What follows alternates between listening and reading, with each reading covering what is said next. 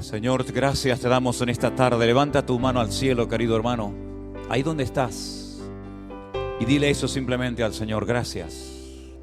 Gracias por permitirme estar aquí, Señor. Gracias por la vida que me das. Gracias porque tú me has guardado de todo peligro y de todo mal, Señor. Y me permites en esta tarde estar aquí con mis hermanos, alabando tu nombre, Señor. Gracias, Señor, porque tú me has cuidado, me has bendecido, me has guiado hasta este lugar en esta tarde. Y te doy toda la gloria y me rindo a ti completamente, Señor. Gracias, gracias de todo corazón, Señor. No hay quejas, no hay lamentos en nuestros labios, solamente hay gratitud en nuestros corazones. Y a ti te damos toda la gloria por tu bondad y tu misericordia. Gracias de todo corazón, Dios mío. En el nombre de tu amado Hijo Jesús. Amén. Y amén. Denle un fuerte aplauso al Señor en esta tarde. Saluda a tu hermano, dile: hermano, Dios te bendiga. La paz de Dios sea sobre ti en esta tarde. Gloria a tu nombre, Señor. Gracias, Dios mío. Aleluya. Amén. Pueden tomar asiento, mis hermanos queridos. Dios les bendiga a todos. La verdad, qué privilegio tan grande hemos tenido nosotros, lógicamente muchos hermanos más también, de haber tenido la oportunidad de haber oído hablar de Dios. Porque hay naciones donde a Dios lo sepultaron hace muchos años. Hay lugares donde le dijeron a Dios: aquí no tienes cabida, no te queremos en este país, no te queremos en estas universidades, en estas escuelas. Pero yo doy gracias al Señor porque nosotros hemos tenido el privilegio de oír hablar de Dios y de su palabra. Tal vez no como era exactamente, pero damos gracias a Dios de que hemos tenido la oportunidad de conocerle, de tener su palabra en nuestras manos. Y ahora les voy a contar un testimonio dentro de un ratito, pero primeramente quiero dar gracias al Señor porque Él nos guardó, como dice la palabra, nuestra salida y nuestra entrada, desde ahora y para siempre. Damos gracias al Señor, ha sido un viaje muy intenso, no hemos parado, apenas hemos tenido a veces tiempo para comer. La cantidad de gente que hemos tenido que atender en esa ciudad de Tierra Alta, en Colombia, con un calor terrible, terrible, créanme. En Bogotá estuvimos en un hotel donde estuvimos durante 3 días en un salón. Venía gente de todas partes del país, ¿verdad?, de muchas localidades cercas y muy lejanas. Después tuvimos la oportunidad de viajar a otro país limítrofe. Estuvimos en la ciudad de Quito, de donde es nuestra hermana Margarita, si no recuerdo mal. Una ciudad enorme, una ciudad grandísima. Allí fuimos recibidos por otro grupo de hermanos en el aeropuerto y de allí nos llevaron a un lugar muy bonito, allá arriba, casi en las montañas, una propiedad que me hacía recordar mucho a lo que tenemos en el Puerto de la Cruz. Así un lugar, era de la Iglesia Bautista, una piscina enorme con muchas habitaciones. Cruzábamos la calle y había una nave, un salón enorme donde hacíamos los cultos, pero en este lado de la calle comíamos. Y después también estuvimos en una ciudad de Ecuador, en la costa, en el Pacífico, llamada Manta, donde nunca pensábamos que iban a haber tantos hermanos que nos estuvieran esperando. Yo iba realmente a Manta a visitar a 3 o 4 hermanos que ya más o menos tenía contactado, pero cuando llegamos había un grupo inmenso de hermanos y bueno, la verdad es que increíble. Estando ¿en dónde? En Quito. Estando en Quito, cuando bajamos del coche, veníamos del aeropuerto, íbamos directo a las habitaciones. En ese momento ya había hermanos que nos estaban esperando en la calle y conocimos a un matrimonio de Perú. Habían viajado 3 días en coche por las carreteras de montaña para ir allí a conocernos, a bautizarse, a estar con nosotros. También conocí, y después otros 3 días de vuelta, lógicamente. Este hermano digo tenía porque el Señor hizo un milagro en su vida tremendo. Tenía serios problemas de corazón. Entonces tenía miedo de atravesar esas montañas con unas alturas tremendas, de que le diera algo en el corazón y no pudiera llegar. Pero la esposa oraba para que el Señor le diera un nuevo corazón. Y fueron al médico a hacerle un examen, unas pruebas, y el médico, examinándole, dijo: este no es el corazón de este hombre, esto es un corazón nuevo. Y la mujer se le quedó mirando y dijo: es que nosotros orábamos al Señor para que el Señor le diera un corazón nuevo. Y se vinieron 3 días de viaje, hermanos. Se bautizaron, dieron testimonio, después volvieron otra vez a su país, a Perú, y nos decían: hermanos, ¿qué tenemos que hacer para que ustedes vayan a Perú? Que hay tantos hermanos que les conocen y les estamos esperando. Digo, bueno, vamos a ver si el Señor nos permite en alguna ocasión ir allí, ¿no? Y tuvimos muchos bautismos, muchísimos bautismos. Un día en Quito dirigió la alabanza a un grupo de hermanos y de hermanas, pero eran, digamos, indígenas. Y muy interesante la alabanza. Yo incluso les dije: hermano, ¿por qué no nos cantan algunas canciones en el idioma de ustedes, en el quechua? Y bueno, para ellos fue un gozo, ¿no? Y una alegría que les pidiéramos oír cantar en quechua. Y tuvimos un tiempo muy bonito, muy bonito. Me preguntan sobre todo: ¿y qué tal la comida? Extraordinaria. No tuvimos ningún problema con la comida, ni en Ecuador, ni en ¿dónde? En Colombia. Fue realmente un tiempo muy hermoso. Me quedé muy gratamente sorprendido de nuestra iglesia en Tierra Alta, donde está nuestro hermano Osman y su esposa en Eriet. Y la verdad es que las instalaciones son espectaculares. Tienen un colegio entero donde poder tener escuelas dominicales, donde poder atender a la gente que también venían de todas partes conduciendo 8, 10, 12, 18 horas de distintas partes de Colombia. También vinieron hermanos de Panamá, de Estados Unidos, de Venezuela, de Argentina, a esos hoteles, a esas reuniones que estuvimos, y la verdad que fue un tiempo extraordinario. En Manta tuvimos que bautizar a un hermano. Se había casado, un señor ya mayor, que tenía cáncer y tenía esas cosas que se le ponen en la garganta, ¿saben? Esos aparatitos que no pueden hablar, con un agujero abierto. Y le dije: hermano, hoy vamos a hacer un bautismo un tanto diferente, porque no lo podíamos sumergir, porque si lo metíamos debajo del agua lo ahogábamos. Entonces lo metimos en una silla. Bueno, fue una experiencia muy interesante. Una hermana de Venezuela haciendo un esfuerzo tremendo, viajando días, caminando, cruzando ríos. Ella quería llegar para ser bautizada creo que fue en Colombia donde la hicimos, ¿no? ¿Perdón? En Tierra Alta. Y la hermana solamente nos pedía Biblias. Quiero llevarme Biblias a Venezuela.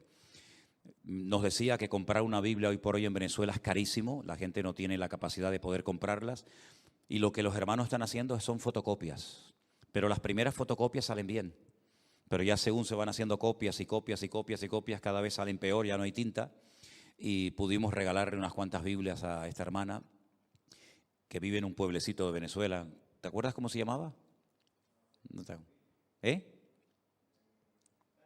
En Táchira, en el estado de Táchira. Y quedamos de acuerdo con nuestro hermano Osman para que hasta la frontera le pudiera hacer llegar Biblias y ella se acercara y se las pudiera llevar.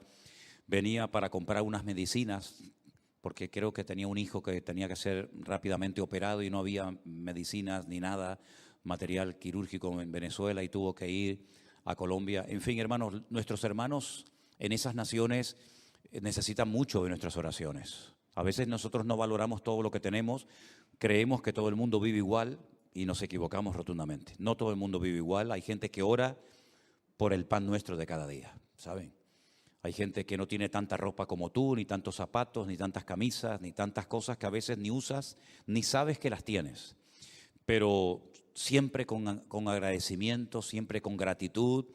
Y bueno, la verdad que fue un tiempo maravilloso. Cogimos 10 aviones en esos 15 días que estuvimos, 10 vuelos diferentes. Nosotros siempre llevábamos el equipaje con nosotros, nunca tuvimos ningún problema de ningún tipo. Al contrario, a veces en la frontera los policías nos pedían que oráramos por ellos. Increíble, ¿no? Que un policía de una frontera te pide: pastor, oren por mí, oren por esta cosa que estoy haciendo, por este ministerio. Un hambre del Señor tremenda. Valoran hasta la silla en la que en las que están sentados. La organización extraordinaria, los hermanos trabajaron muy bien, tanto en Tierra Alta como en Bogotá, como en Quito, como en Manta. Hicieron un trabajo excelente, los hermanos se esforzaron muchísimo y no tenemos absolutamente nada malo, nada negativo que comunicar, solamente que los espacios que habíamos alquilado se nos quedaron pequeños. Si Dios quiere, para la próxima tendremos que alquilar y buscar lugares más grandes porque la gente no cabía. No cabía y muchos se quedaron fuera, no pudieron asistir porque era todo por anotándose y muchos hermanos no pudieron asistir, pero gracias al Señor que tuvimos unos tiempos realmente preciosos, unos tiempos muy bonitos. Traemos saludos de todos nuestros hermanos de esos países que están orando ellos por nosotros como nosotros tenemos que hacerlos por ellos. Y en este viaje, como saben ustedes, me acompañó Armando, que hizo un trabajo tremendo porque a veces el de internet fallaba, no podía subir todo lo rápido que nos hubiera gustado, todo lo que grabábamos. Creo que todavía hay muchas cosas por subir, ¿verdad? Cultos, bautismos, etcétera. Y también nos acompañó Luis. Y yo voy a pedirle un momentito, Luis, si eres tan amable, de pasar por aquí. Y bueno, desde tu punto de vista, cuenta tu experiencia, cómo no podíamos pasar desapercibido en muchos lugares donde nos reconocían simplemente por estar allí. Así que Luis, adelante, cuéntanos un poquito tu experiencia, ¿vale? Gracias. Con eso, ok, vale. Sí, me oyen. Pues bueno, hermanos, creo que no hay palabras para describir la experiencia, ¿no? que tuve el placer de estar estos 15 días con el pastor y con Armando. De verdad que el amor que se siente del Señor y de los hermanos allá es increíble, es increíble. Creo que lo que más me impactó es lo que está haciendo el Señor con cada uno de estas personas que ha tocado, de dónde lo ha sacado, del catolicismo y de tantas iglesias con tantos problemas que con cada testimonio me quedaba impactado, ¿no? Muchos me daban las gracias, ¿no? Por el ministerio, por todo lo que ha hecho el pastor y nosotros, ¿no? Como ministerio, cómo hemos sido de bendición para tantos países y tanta gente.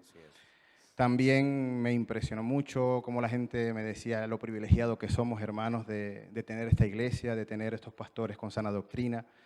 Me decían que qué privilegio, es que todas las personas decían qué privilegiados son, cómo quisiéramos tener nosotros una iglesia donde congregarnos, donde ir, donde escuchar sana palabra, porque, hermanos, les digo que es escasa, es escasa. Cada persona nos contaba cada testimonio y cada cuento y de dónde el Señor lo sacó, que quedábamos impresionados, ¿verdad? Impresionados de cada cosa que, bueno, contáramos aquí, más de uno se sorprendería. Pero tengo unas buenas sensaciones, me sentí muy bien en Tierra Alta, de verdad que les mando un saludo al pastor Osman y a su familia, Neriel, a sus hijos Valentina y Camilo. Están haciendo una labor extraordinaria, una tierra con mucha hambre de palabra, muchos testimonios. Fuimos a un colegio a predicar la palabra y fue, bueno, que impactante. Cómo el colegio se paró por completo para recibir palabras. Separaron todas las clases, todos los alumnos los agruparon, profesores, todos atentos a la palabra, personas quebrantadas, maestros quebrantados. El pastor hizo un llamado y casi que el 90% del colegio se levantó y dando testimonio y poniéndose a los pies del Señor, y eso fue maravilloso. Chiquillas de 12, 13 años se acercaban al pastor llorando, pidiendo oraciones, con tantos problemas que ya no viven en sus casas, con una promiscuidad. Es que necesitan mucha oración todo y tanto que hacer, hermanos. Nosotros tenemos que valorar dónde estamos, todo este tiempo que hemos sido preparados, y es tiempo de que nosotros comencemos también a dar de todo lo que el Señor nos ha dado, a dar palabra, a orar por todas esas personas, a que se levanten obreros, porque la mies de verdad es mucha, hermano. Así es. La fuerza también que necesitan los pastores, quedé sorprendido de cómo el pastor pues ha atendido a toda esa gente y no se cansaba de atender a tanta gente, siempre con una buena sonrisa, siempre llevando esa cara, ese reflejo del Evangelio, y doy gracias al Señor por todo. Gloria a Dios. Muchas cosas que contar, pero bueno, pues pequeño resumen. Amén. Fuertes aplausos a nuestro Dios. Sí, aleluya. Dios es bueno. Dios es tremendamente bueno, hermanos. Es verdad, como decía Luis, un día la esposa del pastor Osman, que trabaja en una escuela de maestra, nos dijo que tenía todo arreglado, estaba todo apalabrado para ir a la escuela donde ella trabaja con más de 420 alumnos, desde pequeños hasta ya para entrar a la universidad. Y bueno, llegamos allí en varios coches, y cuando llegamos, pues claro, era un barrio muy carenciado, con muchas necesidades, etcétera. Y bueno, aquí es impensable ir a un colegio, un pastor a predicar el evangelio, vamos, ¿no? Ni te atienden, ni te miran a la cara, ¿no? La verdad es que uno decía, a ver cómo van a reaccionar estas criaturas, cómo van a reaccionar estos chicos, se pueden reír, se pueden burlar, pueden estar interrumpiendo el mensaje, etcétera. Los agruparon a todos en el patio, en un techo como si fuera una especie de polideportivo. Todas las gradas estaban llenas, todas las clases, absolutamente todas, estaban allí. El director dijo que iban a recibir la visita de un pastor, que estuvieran atentos, que se comportaran, etcétera. Entonces Osman pasó, hizo una oración y a continuación pasé yo. Bueno, les conté parte de mi testimonio, les estuve hablando a los chicos. Yo me quedé sorprendido porque según iba hablando, miraba a todas partes, que había cientos de jóvenes allí, y veía que ni se movían, estaban todos incluso hasta con la boca abierta. Y yo decía, Dios mío, qué milagro, ¿no? Qué milagro que haya este silencio. Cuando estoy prácticamente terminando las palabras que tenía que decir, el mensaje, hago un llamado. Hago un llamado a todos los que quieran en esta mañana aceptar al Señor Jesucristo como su Señor y Salvador personal. Fui muy claro, no fue algo que tocó la emoción o la sensibilidad, sino fui muy claro, muy directo. Y miro a mi derecha y comienzan a levantarse en las gradas por aquí 3, 4 por allá, 8 por allá, 3 o 4 por aquí. Para nuestra sorpresa, como dice Luis, y hay testimonio, está grabado todo esto para que lo puedan ver cuando quieran, casi el 90% de todos aquellos estudiantes se pusieron de pie. Les dije, cierren sus ojos, inclinen su rostro. Quiero que repitan en alta voz esta oración conmigo. Fue impresionante escuchar a cientos de jóvenes y de niños repitiendo en alta voz. Yo les decía, más fuerte, no les oigo, más fuerte. Fue realmente espectacular. Cuando terminó ese evento, muchísimos de esos jóvenes, sobre todo muchas chicas jovencitas, llegaban y te contaban sus tragedias. Tragedias de todo tipo, de todo lo que te puedas imaginar, allí estaba sucediendo. Concretamente me llamó mucho la atención una chica que se me acercó, no paraba de llorar, se abrazaba a sus compañeras y me dijo que orara por ella porque su padre les había abandonado hacía mucho tiempo y su hermana había desaparecido. Allí desaparece muchísima gente y nunca más se sabe nada de ellos. No sabe si están vivos, si están muertos, si se han marchado, no se sabe nada. Y yo le dije, mira, hagamos algo. Tú ya has recibido, ya has invitado hoy al Señor Jesucristo a tu corazón. Ya Él está dentro de ti. Tú ya has nacido de nuevo, según la palabra. Vete a tu casa y haz lo que te voy a decir. Cuando llegues, te vas a poner de rodillas al lado de tu cama, en tu habitación. Y vas a pedirle al Señor que aparezca tu hermana. Ella dice, sí, pero es que hace mucho tiempo se fue, no sabemos dónde está. Digo, da igual. Digo, el Señor sabe dónde está. Bueno, lo hizo así. Nos despedimos. Después, por la tarde, la esposa de Osman, Eneriet, nos dijo, ustedes no se pueden imaginar, claro, no sabemos cuánto va a durar eso, ¿no? Pero no se pueden imaginar la paz, la calma que quedó en todo el patio. Los chicos se me están gritando y peleando, insultándose y diciendo, dice, quedó como una calma en el colegio impresionante. Hasta los maestros se dijeron entre sí, esto es lo que necesitamos en esta escuela. Se quedó como un ambiente de calma. El director después al final se me acercó, algunos profesores nos dieron las gracias por haber ido allí a contar nuestro testimonio. Por la noche teníamos culto en nuestra iglesia en Tierra Alta y estoy en la puerta de la iglesia y veo entrar a esta chica, ya no con el uniforme de la escuela, sino muy bien arreglada, muy bien vestidita, y me presenta una señora y me dice, he venido al culto esta tarde y he venido con mi mamá, con mi madre. Bueno, fue muy emocionante, ¿no? Ver que la chica había venido al culto con su madre y empieza a llorar otra vez, y yo digo, a ver qué me va a contar ahora. Y me dice, pastor, porque eso sí, tienen un respeto los chicos realmente increíble, ¿no? Será lo que sea, pero con una educación y con un respeto admirable. Me dice, pastor, yo llegué a mi casa y hice lo que usted me dijo. Yo me puse de rodillas, oré por mi hermana, Señor, tú sabes dónde está, te pido que aparezca. Mi hermana nos llamó y apareció hoy mismo antes de venir a este culto. Increíble, increíble. De verdad.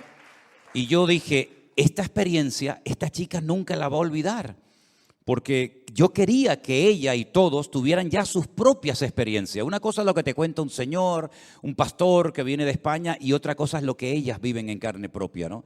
Bueno, hay un trabajo allí con esos niños tremendo. Esos niños han visto tanta delincuencia, tantas cosas tremendas. El día que estábamos bautizando en Tierra Alta, se bautizaron 2 chicas, 2 hermanas, una de 22 años, otra de 28, y su madre, era madre soltera. Y entonces termina el bautismo y me dice la mamá, mira, mi hija está allí en el fondo del comedor, destrozada, llorando, hecha polvo. Y le digo, bueno, ¿qué pasó? Dice, bueno, que ella te lo cuente. Nos acercamos y me dice, cuando salí del agua, después de haberme bautizado, recibí una llamada, mi íntima amiga, la de toda la vida, la acaban de matar a tiros, la acaban de asesinar.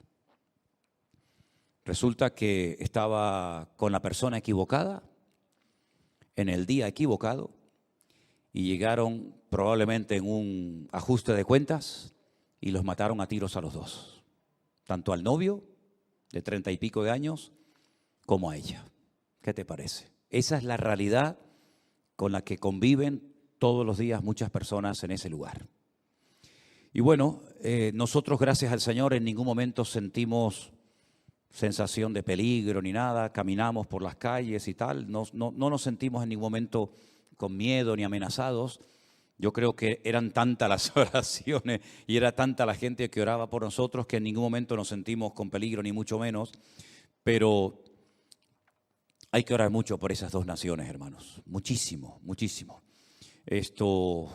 Los hermanos están viendo a ver qué es lo que va a suceder en los próximos años, pero sobre todo orar por la iglesia. Nunca en mis 41 años que llevo de pastor, jamás en mi vida habíamos escuchado tantas barbaridades, tantos disparates, tantas locuras que se están cometiendo en las iglesias como en este viaje.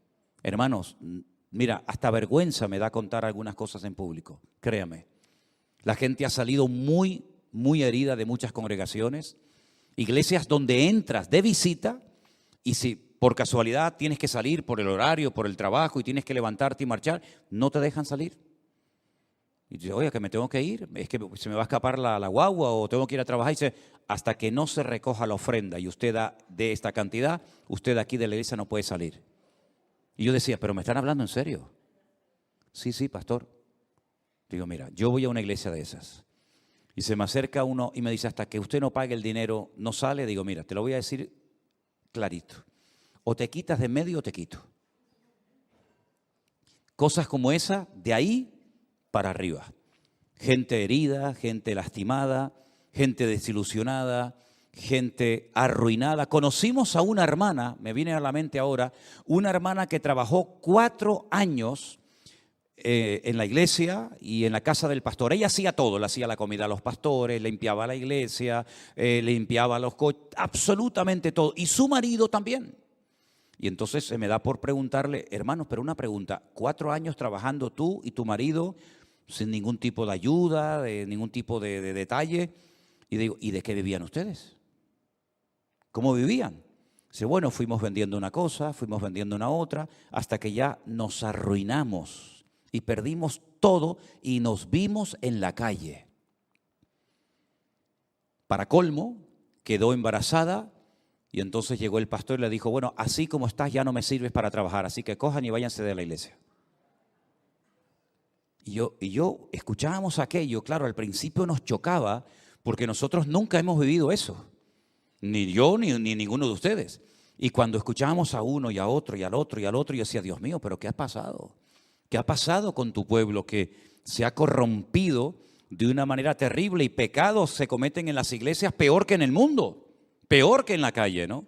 Y bueno, con este tipo de personas, de hermanos, teníamos que hablar todos los días, montones de preguntas, montones de dudas, cantidad, gente que se te acercaba con miedo Señoras mayores se me acercaban como a 1 metro de distancia con la cabeza agachada, así todas asustadas, y me decían, pastor, ¿nos podemos acercar a usted? Y digo, sí, ¿por qué no se van a acercar? ¿Yo huelo mal o qué les pasa? No, es que le puedo dar un abrazo. La gente, pero mira, hermanos, heridos, pero de una forma increíble, ¿no? Y yo decía, sí, hermana, véngase para acá, deme un abrazo y no sé qué. En fin, hermanos, todas estas realidades las vive uno, y cuando uno llega aquí, yo quiero compartir estas cosas con ustedes para que ustedes vean lo que han sufrido muchas personas en esos lugares. Yo les decía a los hermanos, no podemos callar, hay que denunciar todo esto. La iglesia no se puede callar, no puede permanecer callada.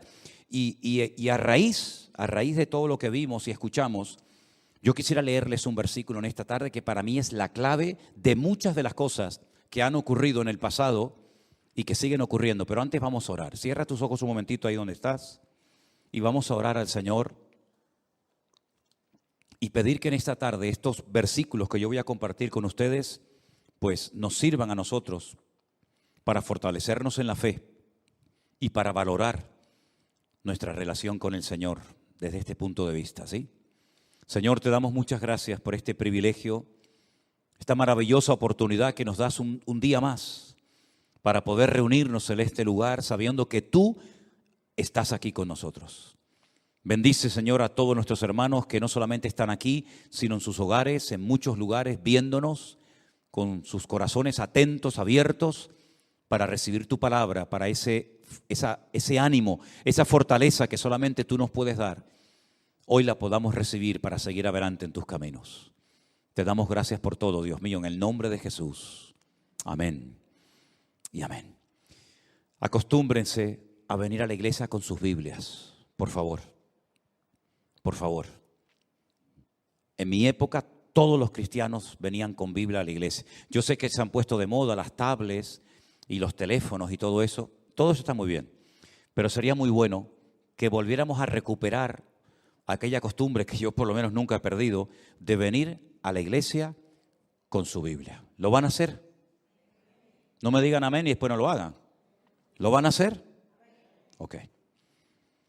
Tuvimos cultos de preguntas y respuestas y le pedíamos a los hermanos, por favor, pase adelante y póngase al micrófono a hacer su pregunta para que los hermanos cuando después oigan y vean este culto puedan gozarse en casa. Y pasó un muchacho de Venezuela, ¿te acuerdas? Un muchacho alto, moreno de Venezuela. Pasó y me le quedé así mirando y me dice, pastor, ya sé lo que estás mirando. Le vi una Biblia del Nuevo Mundo, la Biblia que han inventado los testigos de Jehová. Una Biblia que no tiene nada que ver con la verdadera Biblia, una Biblia amañada, tergiversada, donde han quitado versículos, han amañado. ¿Por qué? Porque hay muchas cosas que no creen. Y entonces si usan una Biblia normal y corriente, como la de toda la vida, pues lógicamente quedan en evidencia sus carencias, sus falsas doctrinas. Entonces, ¿qué hicieron? Inventaron una Biblia impresionante, manipulando los textos. Y claro, ahí el papel aguanta todo lo que le echen. Y se la vi. Y me dice, pastor, es que no tengo otra Biblia. No tengo una Biblia. Pues le digo, pues sinceramente para leer eso, mejor que no leas nada. Digo, ¿hay alguien aquí que tiene alguna Biblia de sobra? ¿Algún hermano que ha venido al culto y no tiene y le sobra alguna Biblia? Nadie dijo nada. Y yo digo, pues otra vez. Digo, bueno, pues entonces déjame sacar algunas cositas de la Biblia mía y te regalo mi Biblia. ¡Wow! La gente dio un aplauso. El chico ni se lo creía. Dice, ¡wow! La Biblia y tal. Entonces le regalé y así que hoy estoy estrenando otra Biblia. Estoy estrenando otra Biblia que tenía en casa. Digo, algún día se la regalaré a alguien. Me la regalé a mí mismo hoy porque me quedé sin Biblia. Entonces en Oseas, capítulo 4, a partir del versículo 1, voy a leer unos versículos. Si tiene su Biblia, sígala conmigo y si no, ahí en la pantalla. Oseas está después del profeta Daniel, para que sepan, ¿vale? Para que lo encuentren antes de que termine el culto. Oíd palabra de Jehová, hijos de Israel, porque el Señor contiende con los moradores de la tierra, porque no hay verdad, ni misericordia, ni conocimiento de Dios en la tierra. Una pregunta, ¿cuándo se escribió este libro? ¿Anoche? ¿Ayer por la noche? Porque lo que está diciendo aquí está describiendo nuestra sociedad. No hay misericordia, no hay verdad, no hay conocimiento de Dios en la tierra. Perjurar, mentir, matar, hurtar, adulterar prevalecen y homicidio tras homicidio se suceden. Estamos hablando de cientos de años antes de Jesucristo. Y miren cómo era la sociedad en la época del profeta Oseas, ¿verdad? Por lo cual se enlutará la tierra y se extenuará todo morador de ella, con las bestias del campo y con las bestias del cielo, y aún los peces del mar morirán. Ciertamente hombre no contienda ni reprenda a hombre, porque tu pueblo es como los que resisten al sacerdote. Caerás por tanto en el día y caerá también contigo el profeta de noche, y a tu madre destruiré. Y ahora viene un texto que me gustaría que se lo aprendieran de memoria, porque aquí está la clave de la situación actual. Mi pueblo fue destruido porque le faltó conocimiento. Léalo conmigo. Mi pueblo fue destruido porque le faltó conocimiento. Por cuanto desechaste el conocimiento, yo te echaré del sacerdocio. Y porque olvidaste la ley de tu Dios, también yo me olvidaré de tus hijos. Falta de conocimiento bíblico por todas partes. Es verdad que ha habido abuso, es verdad que ha habido manipulación, no vamos a decir lo contrario porque mentiríamos. Es verdad que se han predicado y lamentablemente tengo que decir que se siguen predicando y enseñando cosas totalmente ajenas a la palabra de Dios, totalmente ajenas a la Escritura. Tergiversando cosas, sacando textos del contexto para formar pretextos, etcétera, etcétera. Pero también es verdad que mucho de ese pueblo que ha sido manipulado y engañado y llevado de un lugar a otro, también ha sido llevado fácilmente por falta de conocimiento de la palabra de Dios. En otras palabras, nosotros somos responsables a título personal de conocer la verdad, de saber lo que dice y lo que no dice la Biblia, para que de esa manera podamos en todo momento discernir y decir, perdone, lo que usted está enseñando, eso no es bíblico, eso no está en la palabra de Dios. ¿Dónde dice eso? ¿Cómo puede usted demostrar esa enseñanza, esa doctrina, ese mandamiento, esa tradición o esa costumbre? Se juntó, permítame la expresión, el hambre con las ganas de comer. Entre que hay personas avariciosas, sin escrúpulos, amantes del dinero, ¿verdad? Y como dice la Biblia, que la raíz de todos los males es el amor al dinero. Como esas personas ya han perdido el respeto, ya han perdido la sensibilidad espiritual y lo único que le interesa es, pues, llenarse sus bolsillos. Para colmo, las iglesias dejaron hace mucho tiempo de leer la Biblia y si dejaron de leerla, mucho menos la van a estudiar. Hay creyentes que llevan toda la vida o muchos años en las iglesias y te lo puedo asegurar, que nunca han leído la Biblia completa. Y probablemente esta noche haya gente aquí, entre nosotros, o ahí en sus casas viéndonos y escuchándonos, que dicen, es verdad, yo llevo 5 años convertido, 10 años convertido, 20 años asistiendo a esta o diferentes congregaciones y todavía no me he leído la Biblia completa. Entonces, ¿cómo podemos discernir, cómo podemos comprobar si lo que se nos enseña verdaderamente es bíblico o no? Claro, luego se cae en errores tremendos como que el ungido del Señor, el pastor, tiene carta blanca para enseñar a la iglesia todo lo que él crea conveniente. Como en una iglesia nos contaron unos hermanos que se le prohibía a la gente orar por personas o por cosas o por situaciones diversas, sino solamente se podía orar por el pastor. Esa era la única oración que se podía hacer. Como alguien orara por un niño, por una familia, por un trabajo, por lo que sea, automáticamente tenía un problema. Hermanos que fueron educados por más de 20 años en una iglesia, que todos los demás cristianos están perdidos y condenados, que solamente esa iglesia son los que van a ir al cielo. Imagínense que yo enseñara eso. Imagínense que yo dijera, hermanos, de los 1.000 millones aproximadamente que se calcula de cristianos que hay en el mundo, solamente al cielo va a ir el Centro Evangélico Vida Nueva. Entonces, ¿el cielo para qué lo hicieron tan grande? Si vamos a estar allí poquitos, ¿no? Pues eso se ha enseñado. Todos ustedes conocen la situación de Pablo cuando dice la Biblia que llegó a un lugar donde después de compartir la palabra, escudriñaban las Escrituras, lo que Pablo les transmitía, para comprobar, para llegar ellos a la propia conclusión de que lo que ese hombre les había enseñado ese día en la sinagoga era bíblico o no era bíblico. Y dice la Biblia que eran más nobles los de Berea que los de Tesalónica. ¿Por qué? Porque comprobaban a la luz de las Sagradas Escrituras cada día si el sermón, el mensaje, la predicación que habían escuchado verdaderamente tenía fundamento bíblico o era un auténtico disparate. Des en cuenta que hoy en día hablar de Cristo, hablar del Mesías, hablar de la cruz, hablar de la resurrección, hablar de todo eso, ya lo sabemos, lo hemos oído. Pero en aquellos tiempos donde una persona vivía a cientos o en algunos casos a miles de kilómetros de Jerusalén, nunca habían visto a Cristo. No sabían si había nacido o no el Mesías. No estamos hablando de la segunda venida de Cristo, en la que va a haber un impacto mundial y todo ojo le verá, ¿sí? Y todo el mundo se va a enterar que ha venido el Señor. En la primera venida se enteraron los que estaban allí. El que vivía en Roma, ¿cómo sabía que había nacido el Mesías? ¿Cómo sabía el que vivía en Berea o en Grecia o en España o en cualquier parte del mundo? ¿Cómo sabía que el Mesías había nacido en Belén de Judea? Conforme a las Escrituras, porque no podía nacer en otro lugar más que en esa población. ¿Cómo sabía que había cumplido más de 300 profecías en carne propia? No había televisión, no había Facebook, no había YouTube, no había redes sociales. El conocimiento era muy limitado, todo era a través de cartas o transmisión oral.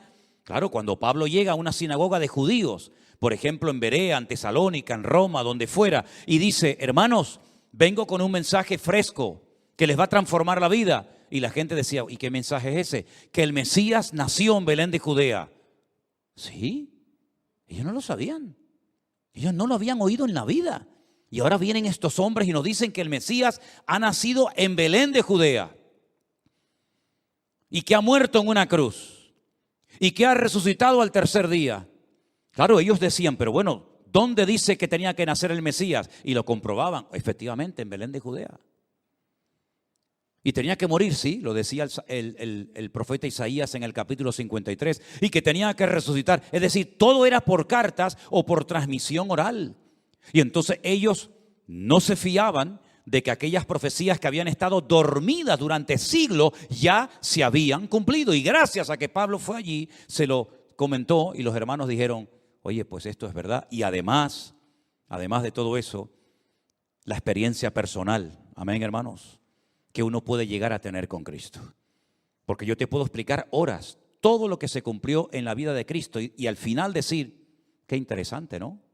Nació en Belén de Judea, murió, resucitó, etcétera, etcétera, hizo milagros, señales, prodigios, maravillas, pero es como si me contaras la vida de Platón o de Sócrates o de Aristóteles o de cualquier personaje de la historia, pero eso a mí, ¿en qué me afecta?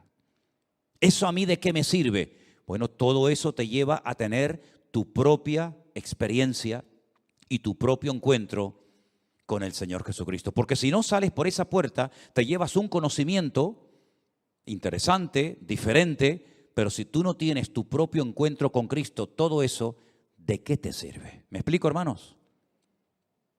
¿Cuántos de los que están aquí ya han tenido ese encuentro, esa experiencia personal con Cristo? Levanten su mano. ¿Los que no la levantaron no la han tenido? Porque yo no puedo tener una experiencia personal con Cristo por ti. Lo bueno del cristianismo es que es intransferible. Te puedo transmitir conocimiento, te puedo transmitir enseñanzas de la Biblia, pero si tú no naces de nuevo, el conocimiento en sí mismo no sirve de nada. ¿Cuál es el problema? Que en aquellos tiempos ni tenían una experiencia con Dios, ni tenían el conocimiento, y por lo tanto dice la Biblia que el pueblo de Dios fue destruido. Si tú no tienes un amplio conocimiento o mínimo conocimiento de las Sagradas Escrituras, tú no podrás enderezar tu vida espiritualmente hablando. Podrás ser catedrático, podrás sacar todas las carreras universitarias que te dé la gana, podrás viajar, podrás tener todo tipo de experiencia, pero tu espíritu que existe y que es tan real como el cuerpo que tienes, nunca podrás enderezarlo. Habrá un vacío, habrá una sensación de desasosiego en tu corazón y tú dices, caramba, tengo familia, tengo coche, tengo trabajo, tengo documentación, tengo, pero no soy. Porque el diablo a veces es un especialista en darle cosas a los pueblos, entretenimiento, juguetes, ¿verdad? Pero el Señor no solamente viene a que tengas cosas, si es lo que quiere, sino a que seas, a que te sientas plenamente realizado, aunque vivas en una cueva, aunque no tengas nada, pero tienes la experiencia más maravillosa que un ser humano puede tener con Dios. Y esa experiencia, por eso soy cristiano, es intransferible. Yo no puedo tener esa experiencia por ti, ni tú por mí, sino que cada uno, por así decirlo, en fila india, tendrá que ir a tener su propio encuentro con el Señor Jesucristo. ¿Te das cuenta? Nicodemo, aquel principal entre los judíos que se menciona en Juan capítulo 3, toca la puerta de la casa donde Jesús está descansando de noche y el Señor le abre y le dice Nicodemo estas palabras: Rabí, mi maestro. Sabemos, hablan plural, parece que vino en representación de un grupo de personas. Rabí, sabemos que has venido de parte de Dios porque nadie puede hacer lo que tú haces si Dios no está con él. Tenía un conocimiento, pero no una experiencia. Jesús lo interrumpe, se le queda mirando a los ojos y le dice, si no naces de nuevo, otra versión dice, si no naces otra vez, no puedes entrar en el reino de los cielos. Claro, eso lo desbarató, porque este era un religioso, un fariseo, y él no entendió absolutamente nada. Y entonces le argumenta al Señor y le dice, perdón, no sé si te he entendido bien, pero ¿tengo que nacer otra vez en el vientre de mi madre para poder entrar en el reino de los cielos? Esto es imposible. Ya no hay marcha atrás. Ya nací una vez y ya no puedo volver a nacer de nuevo. Y Jesús le habla en otros términos, espiritualmente hablando. Y Nicodemo, una persona rica, una persona principal y reconocida entre el pueblo de Israel, no entendía nada. Y es lo que está pasando hoy en día.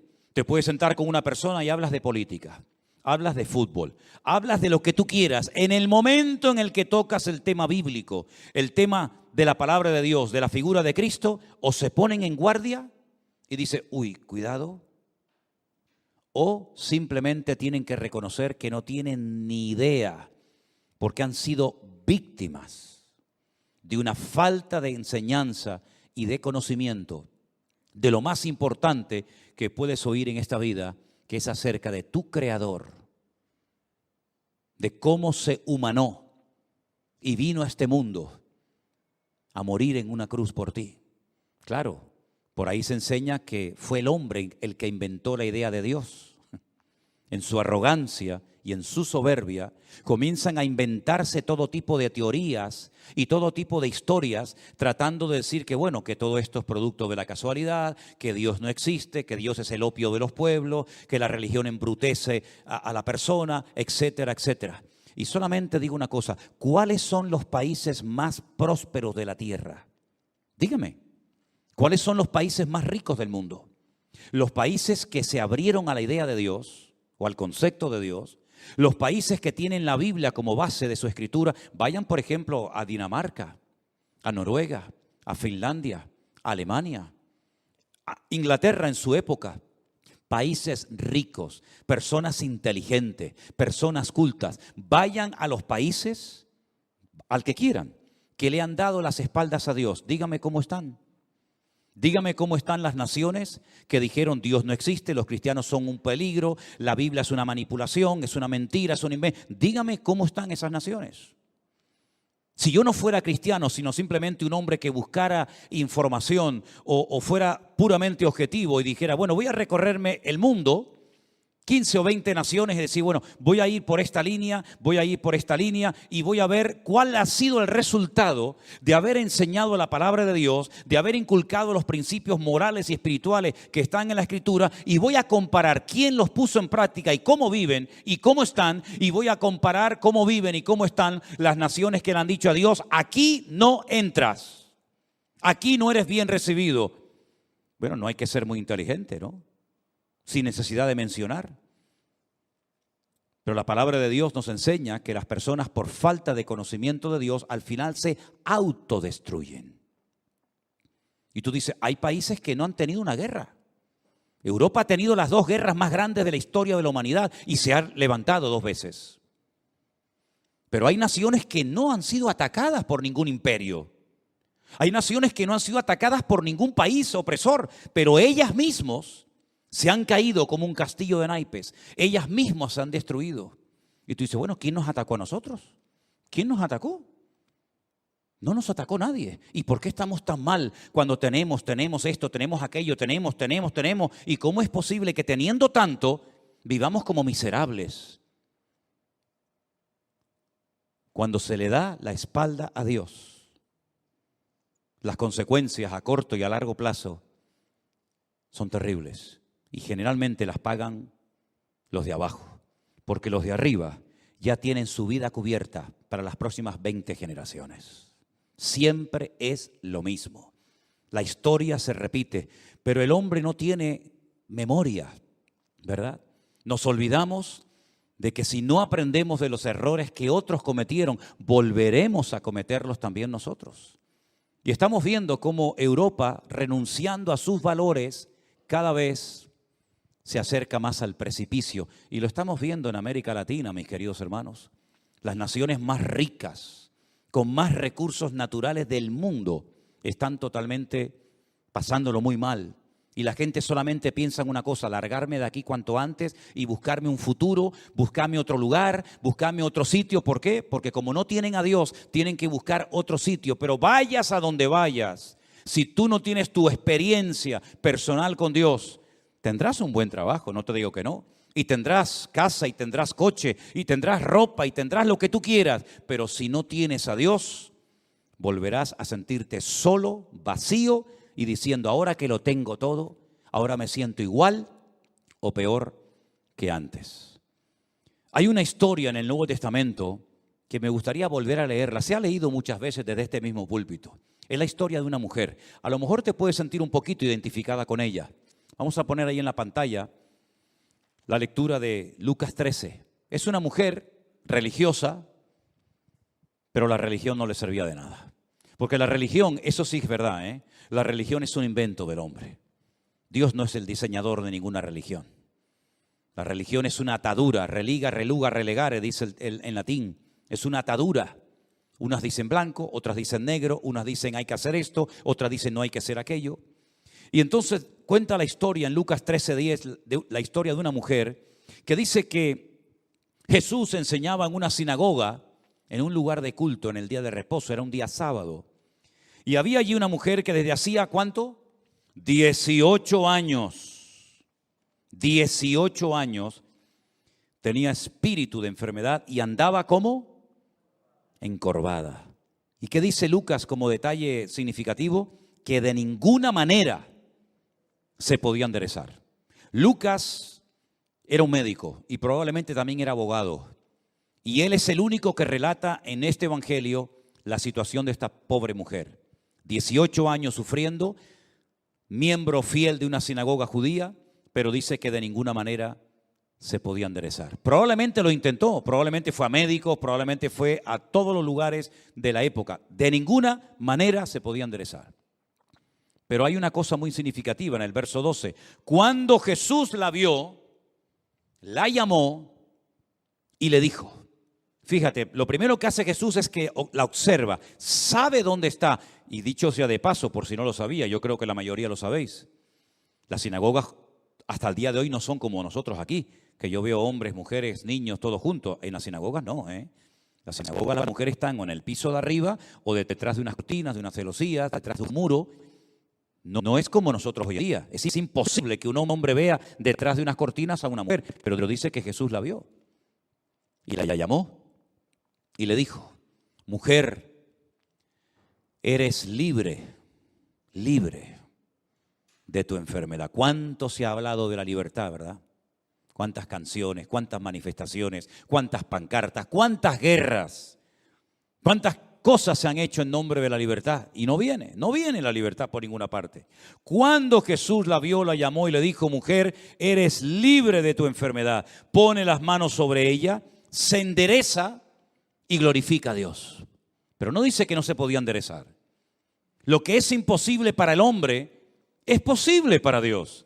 Ella no se podía enderezar hasta que Jesús la enderezó, porque el único que puede enderezar a la raza humana no es ningún partido político, no es ningún gobernante, no es ningún rey, no es ningún hombre. Es nuestro Dios y nuestro Creador, el que puede ponernos derechos como velas y caminar en victoria y estar en paz con nosotros mismos y con todo el mundo. Él la enderezó. Entonces el principal de la sinagoga siempre va a haber el que venga a tirarte en tu vida, escucha bien esto, un jarro de agua fría. Llámese pastor, llámese cura, llámese político, llámese padre, lo que tú quieras. Siempre vendrán los aguafiestas, los que vendrán a decirte: bueno, ya será para menos. Ya esto se te va a pasar en algún tiempo. Siempre los ha habido y siempre los habrá. Se enfadó, curioso, ¿no? Se enfadó y dijo que 6 días en estos 6 días hay en que se debe trabajar, en estos pues venid y ser sanados, pero no en día de reposo. Increíble. Este señor se cree el propietario de la sinagoga. Él es el que le dice a la gente cuándo puede venir y cuándo no puede venir. Abre y cierra, como muchos hoy en día que se han constituido los dueños de la iglesia. Y el dueño de la iglesia no soy yo. El dueño y la cabeza de la iglesia es Él, nuestro Señor Jesucristo. Amén, hermanos. Jesús le dijo, me encanta lo que le dijo en público, hipócrita.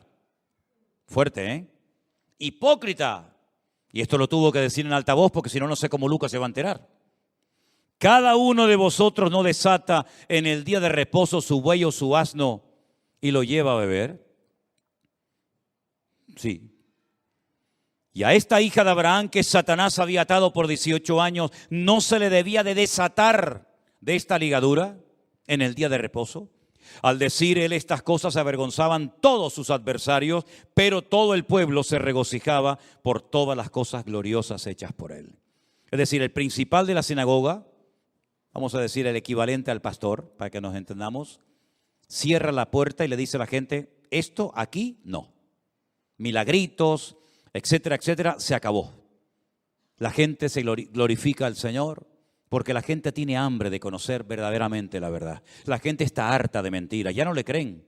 No hay ni un solo político en el mundo que levante una expectativa tan grande que la gente lo admire casi como si fuera un Dios. Ni uno, Ni un político, da igual si es de Europa, de Latinoamérica, de Centroamérica, de África, de donde sea. No hay ni uno. Ya la gente perdió la fe en los hombres.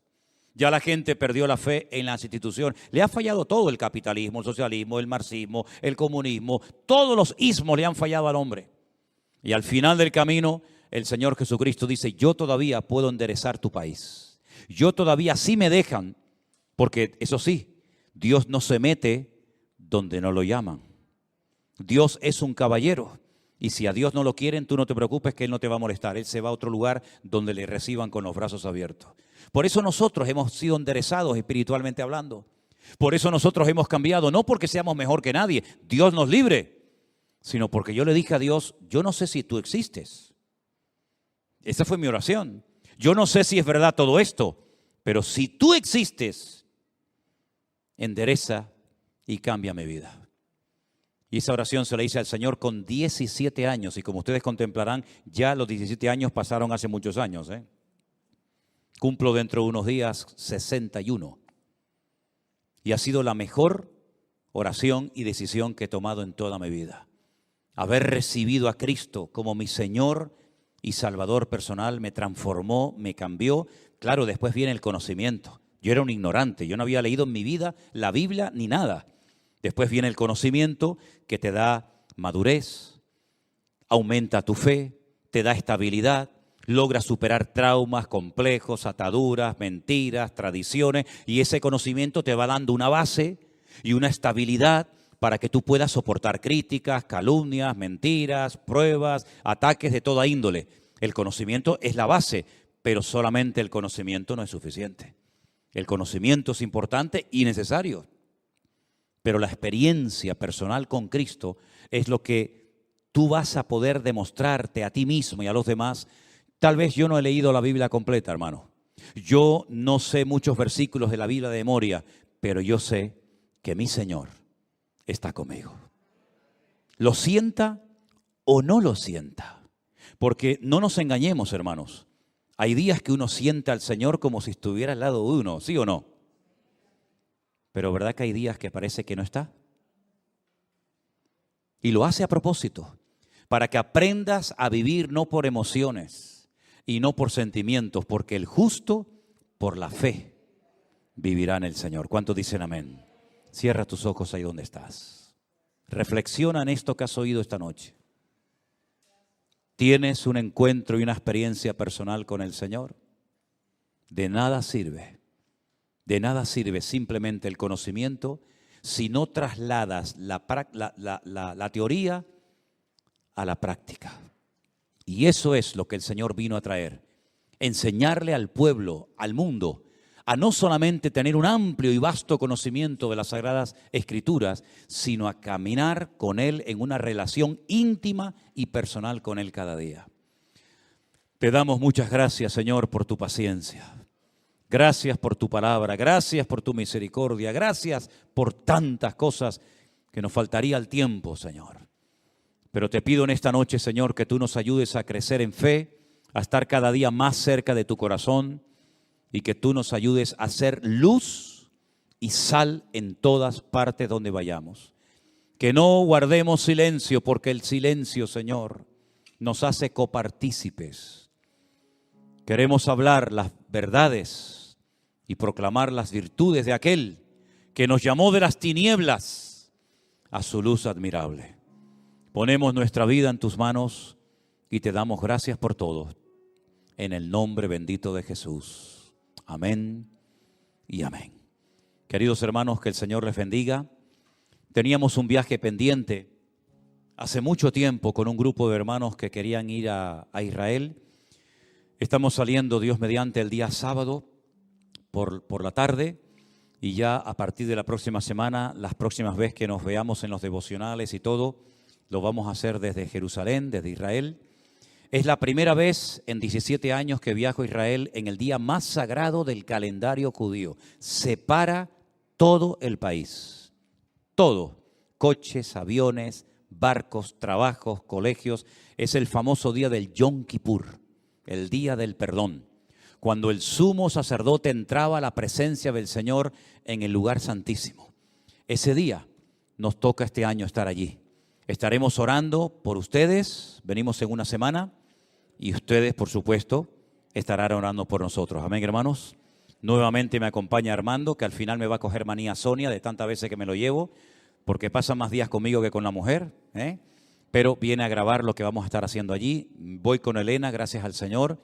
Así es que estaremos en contacto. Que Dios les bendiga y les dejo en buenas manos, en las manos de nuestro hermano querido Anderson. Dios les bendiga, queridos hermanos. Padre, te damos gracias. Gracias por este día, gracias por este tiempo, Señor, delante de tu presencia, Dios mío. Señor, así como hemos escuchado la palabra, Dios mío, ayúdanos a tener conocimiento en estos tiempos tan difíciles, Señor. Danos sabiduría, entendimiento, Señor, pero sobre todo que podamos poner en práctica, Señor, tu palabra cada día de nuestras vidas, Dios mío. Padre, aprovechamos en este tiempo, Señor, y rogamos por la vida del pastor, Señor, por este viaje que va a realizar. Dios mío, llévalo con bien a él, Elena, Armando y todo el grupo de hermanos o personas que le van a acompañar en este viaje a Israel. Señor, Dios mío, que sea un tiempo de refrigerio, de bendición. Dios mío, pon palabra en sus labios, Señor, para que pueda bendecir a muchas personas, Señor, en ese lugar. Guarda su salida y su entrada, Dios mío. Bendice a cada uno de mis hermanos que están aquí presentes, Señor.